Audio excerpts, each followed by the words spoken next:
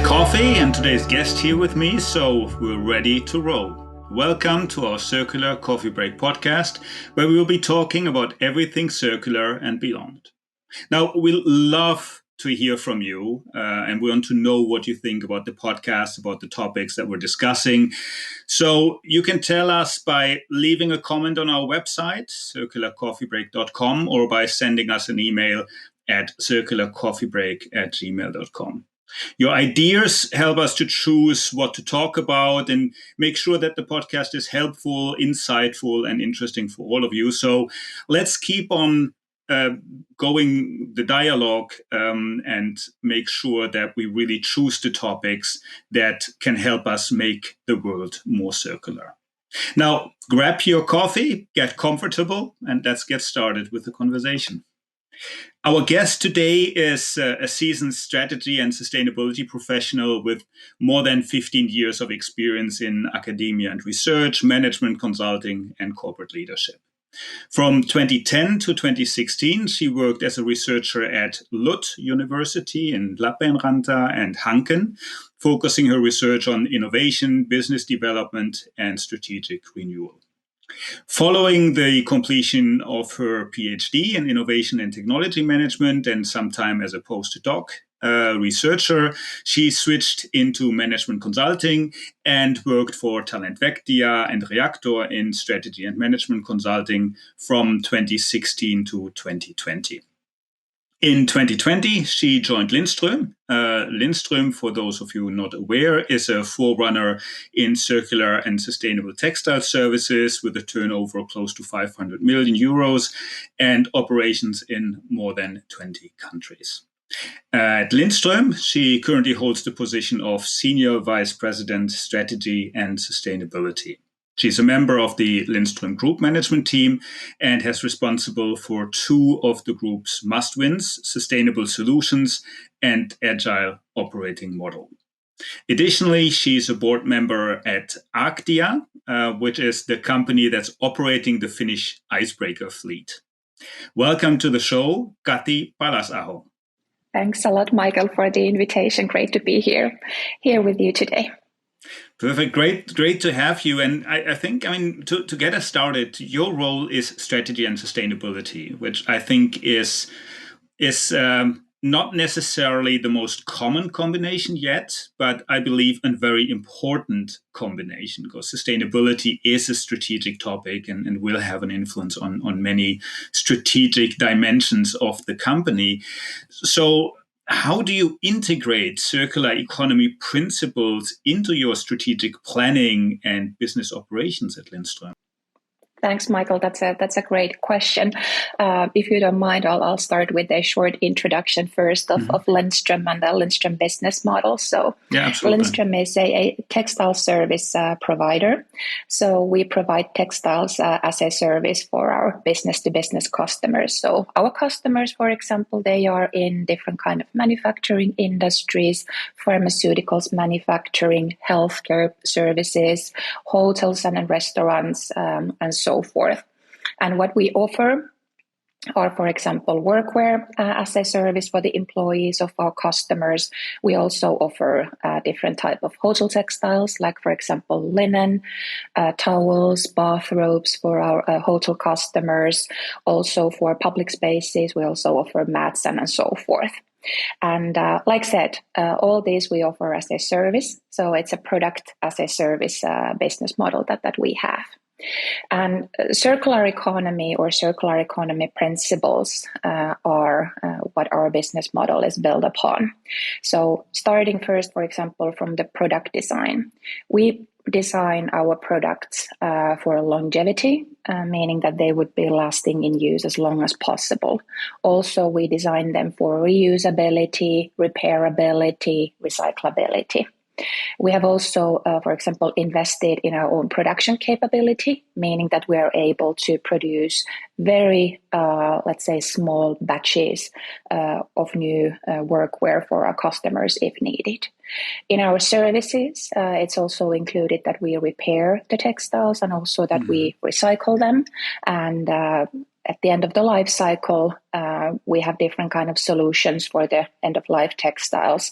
upcycling, downcycling, recycling, and so forth. So whatever comes to the further development of our business model in the different services that we offer, very much the circular economy principles are guiding the further development of our offering. Excellent. And maybe a question related to that, because the term circular economy is relatively new. So if you go back, I don't know, as far as 10 years, if you would have brought to a client a repaired workwear or towel or whatever, they would have looked at you weirdly and basically would have most likely asked you if you wanted to save cost. Whereas nowadays, it's actually very often a requirement by customers to incorporate these circular economy principles. What is your perception of also how the customers of Lindström are picking up and reacting to these circular economy principles, to these as a service models, to these repair models, to this approach that you have been, I think, championing in the industry already for quite a while? Yeah, so last year we turned 175 years. And for the past 100 years, we have been operating with this kind of a textiles as a service, product as a service kind of a business model.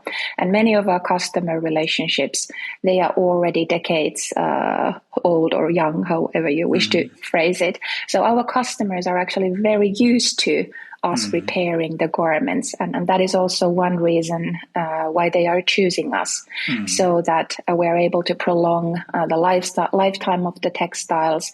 We are able to reduce overconsumption of the textiles. We are able to save natural resources. So from this point of view, sustainability, circularity, repairability, reusability, these are important also decision-making criteria for our customers. Okay, interesting. So you just mentioned circularity is basically at the heart of what you do at Lindström. Do you have some examples of new topics, new ideas that you're working on around circular economy at Lindström, and maybe also how do you see or how do you measure the impact that you're having, the environmental impact, but also the company's top and bottom line impact that's resulting out of the circularity focus that you have? Sure. So if I start first with these strategic KPIs that we have, because sustainability, that being integrated into our strategy, so that means that we also have some circular KPIs as we monitor part of our strategy execution and progress with that. So for circularity, we have two KPIs. One is the end-of-life textile recycling, and then the other one is the recycled or bio-based fibers in our products, textile products that we purchase. So for 2025, we have set the goal that we want to recycle 100% of our end-of-life textiles. Last year, our result was 74%. So doing really well now toward that 2025 goal. Of course, still work to be done, and we need to improve. But we have started basically from zero back in 2019 when we launched our strategy. So from zero, we have gotten to 74% in our end-of-life textile recycling. And then what comes to the recycled materials in our textiles, last year, 18% of the products that we purchased, the different kind of textiles that we purchased, they included recycled materials. So already there we are doing quite nicely.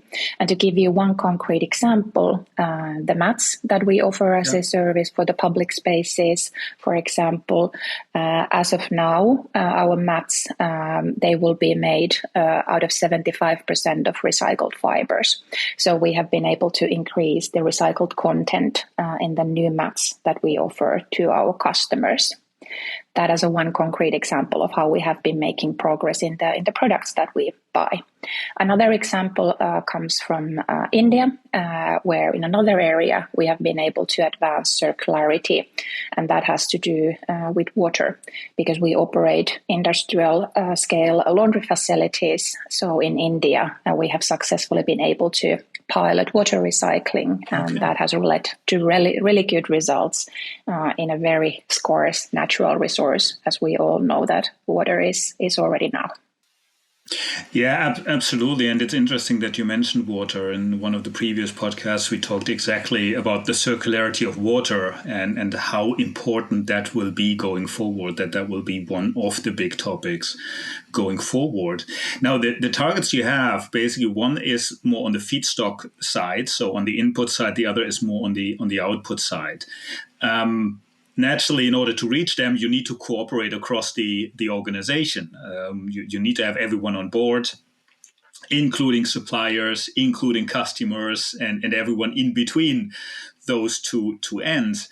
How do you enable the cooperation across inside Lindström, like between the different departments, between the different service lines and so on, but also then with suppliers and with customers? Because I assume if you look at bio-based feedstocks or recycled feedstocks, you need to cooperate with suppliers to develop, to ensure that the materials meet your requirements quality-wise, but also other dimensions of the materials. How do you approach that cooperation? Yes, that's correct. That a lot of collaboration, both internally and externally, need to be happening. With the suppliers, with our value chain, we have long relationships with them, open collaboration with them what comes to developing new type of materials. Very much looking forward to next week in Italy, visiting one of our suppliers and also learning more of what is it that they are doing, what kind of targets have they set also for fabric development in one of our service lines. What comes to, for example, our end-of-life textile recycling, we are not doing it ourselves. We have established a partner network that goes across almost all of our 23 operating countries. And like I said, we basically started from zero, and during the past 5 years, we have done a fantastic job in establishing a partner network with whom we are then able to recycle different kind of end-of-life products. Then what comes to the internal collaboration, of course, it's a tight collaboration between our product and service development teams, as well as our procurement and supply chain management, so that whatever kind of product category choices or product portfolio choices our product and service development teams make regarding, for example, the materials used in our textile products, that those then are translated to requirements toward our suppliers. Luckily, our customers, they are asking quite a bit already of the recyclability of our products, how we're handling with that, and then also of the materials that we are using. And if you think of the EU textile strategy, for example, that is a lot pushing forward also the circularity, recyclability, recycled content or recycled material in the textile products. Yeah, absolutely. I think a lot has really happened in that space, both from a regulatory, from a societal, from a customer point of view, developing into this direction of circularity and sustainability. Now, you talked about the value chain, like your suppliers and your customers, but in circularity, you very often also need to go down roads you haven't tested before, basically have cross-industry cooperations, basically work with industries that you haven't touched before, because your waste or your end-of-life materials could maybe be used in other industries. In that context, is that something you're also looking into, where you already have examples, or is that something that, as you're managing your value chain more end to end, something where you are not yet looking at other industries for cooperation? Yes, so within our industry, for example, to be able to have recycled material in the workwear that we provide for the employees of our customers, we have had a multi-party collaboration with a recycling company, with a fabric manufacturer, and then also a manufacturer of the finished workwear products. also now we have initiated a very interesting recycling partnership that might actually be taking us toward closing the loop in another textile product category. So collaboration with one textile recycling company might actually end up with that recycling company then providing the recycled content as a feedstock for the manufacturing of new textile products. So closing the loop, going or moving more forward to textile type of recycling definitely requires multiple parties along the, let's say, not the value chain, but the circle to collaborate together. Interesting. And I mean, there's a lot you read nowadays about the textile industry. Most recently, I've been reading that the recycling capacity can just not live up to the demand because there's so many textiles out there. On the other side, you read that the EU is working very heavily on the digital product passport initiative, which will also be impacting the textile industry. From your experience, what are the biggest challenges, but also in looking at the positive side, the opportunities you see for companies in the textile industry, specifically, as you said, I mean, for 100 years, you've already been not you personally, naturally, but Lindström has been working for 100 years in this area of services as a service models, with that basically pioneering a lot of the key principles of circularity. What are some of the learnings you take from that when it comes to challenges and opportunities in this transition towards circular economy in textile? Yeah, I think that especially those who have been familiarizing with circular economy principles often first come to the conclusion that many of the things start with the product design. So how the different type of products are designed. Are they designed so that they can be at certain point during their life cycle repaired, for example? At the end of their life cycle, can the products be refurbished? Can they be resold, for example, or can there be adjacent services, like, for example, for the repairing of the products, or can the products be recycled at the end of their life cycle if they can't be refurbished, for example? So a lot starts with the product design, how the products are designed, and how also the materials are chosen. And I think that there is big opportunity there to make wiser choices for the planet, for the environment, when it comes to the product design and the material choices.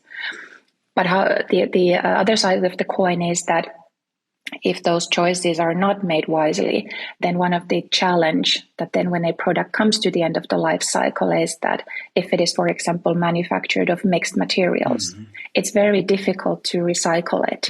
Because, for example, in the textile industry, in the textiles that we are wearing, the garments, the clothes that we are wearing, if you look at the tag, there can be various different kind of materials that are being mixed. And basically, then there would need to be several different kind of recycling processes to be able to cater for those mixed materials and recycling them. So that's definitely one of the challenges, that maybe we need to harmonize a bit more the different kind of materials that we are using to allow for recyclability at the end of the life cycle of the products. No, very, very interesting point. And we had some episodes back a discussion around Rayma and how they're approaching this. And I feel, based on what you're saying, you're naturally very strongly in the B2B space, which is very different from the B2C space, where colorful outfits and basically the latest modern type of textiles is always what's being bought, which I think in workwear is a little bit different, because there you have an approach. It's more on, it needs to basically hold the workday, the strains of the work. The same when you think about carpets, when you think about towels and all of that, it's more about longevity, making it functional so that it actually works. In that context, you don't expect your hand towel to have 20 different colors and 20 different materials in that context. How do you feel companies in the textile industry can maybe learn from this approach that you have to materials and all of that? Are there some learnings that you think could be applied in exactly as you said, in this context of mixed materials, but also as a service models to basically get started and make it interesting for the customers at the end of the day? One way, of course, is to also educate the customers, educate the end users that we are very keen on, let's say, expressing ourselves, for example, with the clothes. Yes. But then when it is about the different colors or the latest in the fashion or the different materials, these kind of challenges that I brought up, they might then later arise when it comes to recycling of those materials. So if, for example, companies can educate customers that looking at the end of the life cycle of the products, it's a wiser choice if we don't have glitter or whatever different type of colors that then really make it difficult to recycle those products. Also, it's our responsibility as well, as we are making choices, either as business decision makers or customers, to look at the different kind of materials that we are buying, and then also start asking for different kind of services, for example, what comes to repairing products, or being even able to borrow those or rent those instead of buying. I think that here in Finland, for example, S Group is doing wonderful work as they have now introduced this second-hand, pre-owned, pre-loved clothing store in their premises instead of selling brand new stuff. Yeah, absolutely. How do you see the part of convenience? So recently I had a lot of discussions around circularity, but also the adoption of circular models by customers. And very often the point is like, yeah, if I have to basically take something, then bring it back, then basically pick it up again, and so on and so forth. It's basically very inconvenient. I don't want to do that. It basically makes it difficult for me. And I think the same might be true in your case. So for businesses, naturally, and as a service model is good on one side because it also shifts the cost model to some extent. But on the other side, naturally, instead of having paper towels that I can just throw away and then throw into the waste bin, the towel rolls basically need to be returned. They need to be picked up and so on and so forth. How have you approached that convenience factor, if you want, in the service models to make it easy for your customers to adopt the models? Great question. So our service model and our value proposition, it's a full service. So rarely textile management is part of the core business for our customers. Exactly. So what we do is that we provide full service for our customers. The products, we rent them per the needs of the customers. And for example, if a customer's business would be growing, wholesale would be growing, or manufacturing facility would be growing, we are able to accommodate that, offering more textiles for more wholesale rooms or offering more textiles for the employees of our customers. Then what is also included in our service model is the delivery. So we take from our laundry the clean textiles to our customers, and then we pick up the used ones and take them back to our laundry, wash them, maintain them, repair them if needed. This is the, let's say, the transparent service cycle that we are able to offer to our customers. And this goes very much back to also service design. So in circular economy, how do you design for convenience so that the service experience is very seamless for the customer? And basically it's a carefree option for the customer so that there isn't any kind of, let's say, friction in the customer journey, which would then make it difficult for the customers to adopt these kind of as a service business models and value propositions, for example. Interesting. And at the same time, it increases complexity on your end, isn't it? Because it's not just the textile that you basically bring to the customer, but it's the full service model, including fleet management and everything that comes with that you need to basically look at when you basically look at a service, and with that also the sustainability factor of that side, I guess. How do you look at your services end to end from a sustainability? So not only circularity point of view, but also from a full sustainability point of view. Do you have specific measures that you use there, or how do you make sure that in the beginning, when a new service is conceptualized, all the way to when it is brought to the customer, that sustainability considerations are part of that process? Yeah, so the circular economy principles, starting from the product design and how does our service operate and how our laundries are being run and how does the delivery service work to our customers, driving the textiles to our customers and then back to our laundries. All that, of course, needs to be taken into consideration as we're further developing our offering, or if we would be introducing new kind of services into our portfolio. For example, at the moment, we are working on building our comprehensive emission reduction roadmap to meet our climate targets.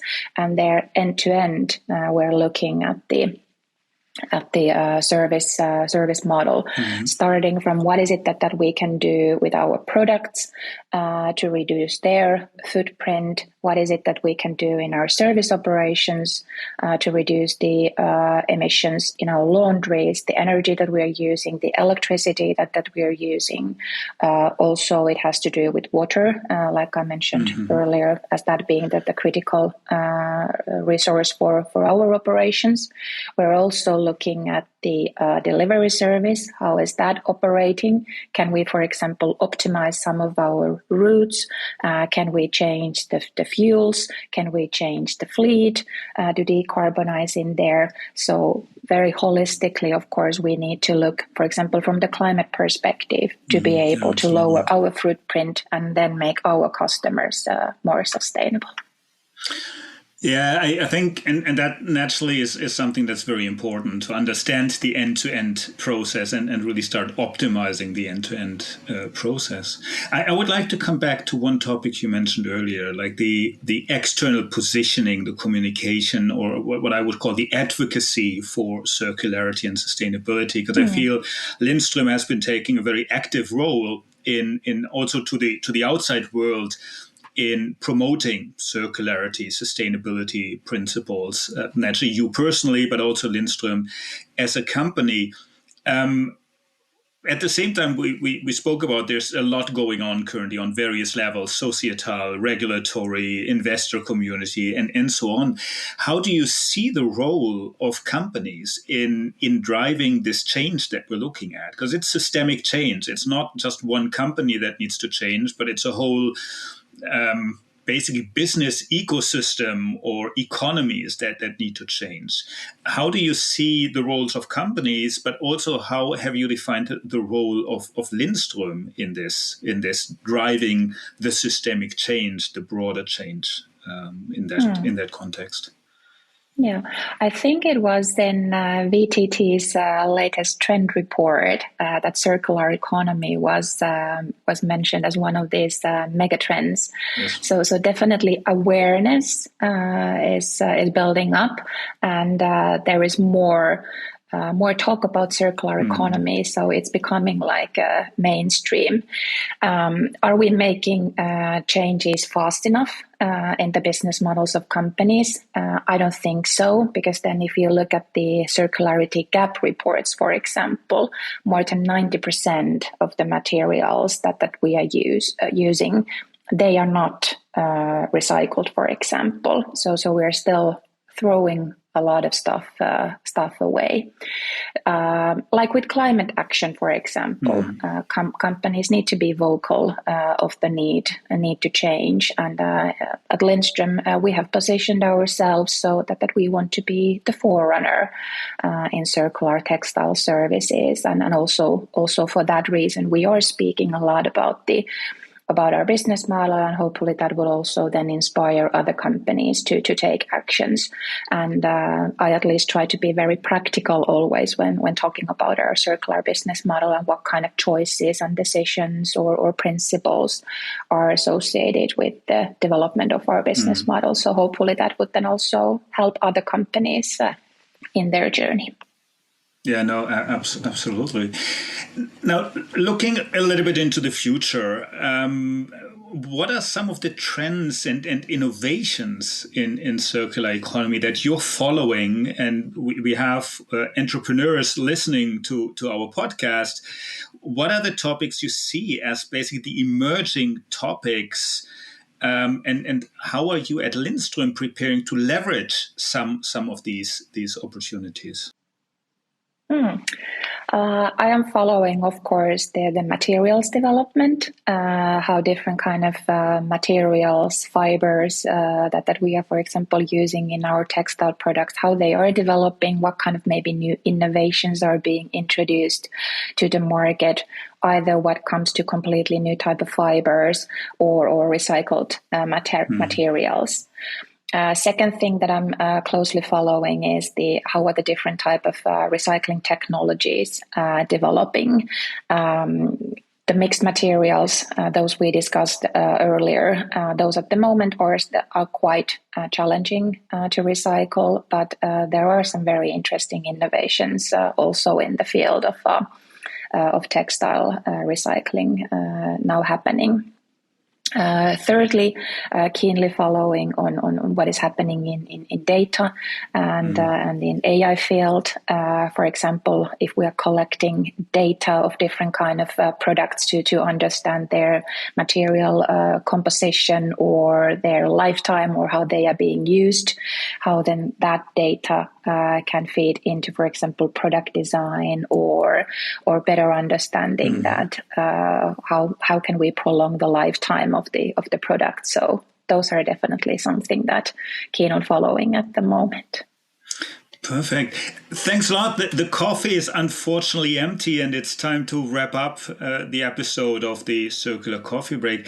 Thanks a lot, Kati, for joining us today and for sharing your insights. Really interesting.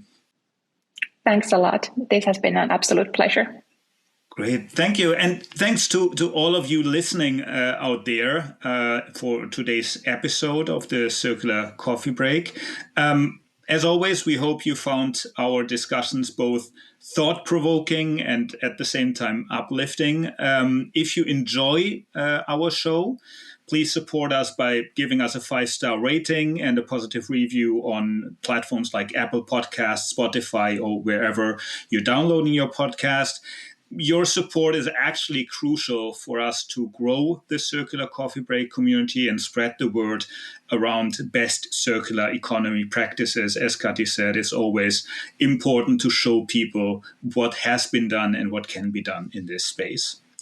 Don't forget to subscribe so you won't miss out on new episodes that are released on a bi-weekly basis. There's a lot of guests already lined up that will be coming. So from that point of view, please subscribe and make sure you listen also to future episodes. Your engagement, your feedback, your likes, your downloads is actually what fuels our journey in the world of sustainability and introducing the podcast. With that, thanks again for listening, and I'm looking forward to seeing all of you here at the Circular Coffee Break podcast.